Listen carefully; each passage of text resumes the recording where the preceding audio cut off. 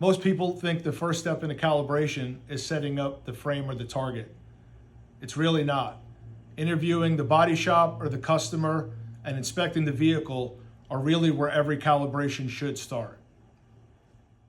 But before we get started with that, I want to talk to you about how we got here.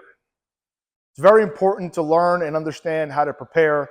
There are no services that you can pay for that will do what I'm about to tell you right now for you. Step one is you need to interview the body shop or the customer where you're getting the vehicle from. Where was the accident? Where was the damage? You physically need to look up in OE information, or if you have another source for OE information, what is involved in removing and replacing those parts, and what, other than a radar calibration in this instance, might need to be done. For example, you need to disconnect the battery when performing any of these services. If you look up battery disconnect, there are going to be learns and procedures that should be done when you reconnect the battery. You're only going to find that out by reading service information.